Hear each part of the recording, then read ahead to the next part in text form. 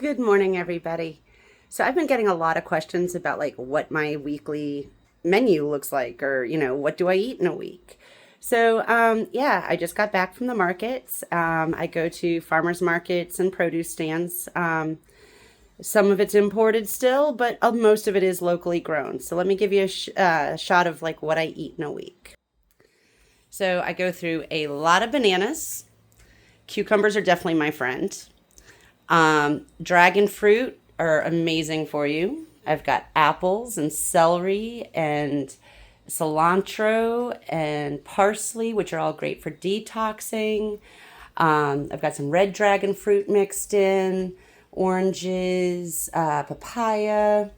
I've got a bunch of coconuts, 3 different types actually. I've got avocados and ginger and turmeric.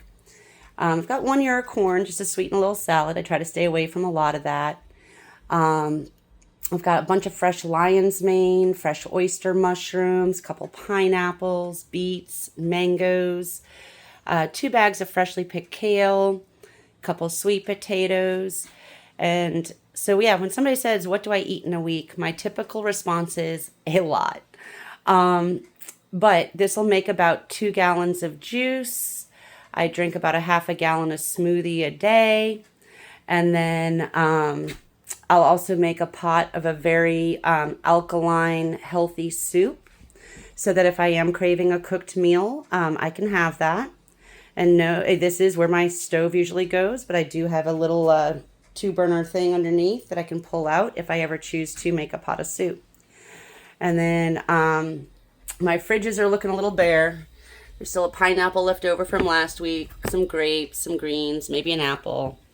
And then coming over here, I do have some more spinach to go through, bag of watermelon, another papaya, and just a drawer full of good veggies. A lot of that'll hit my soup later as well.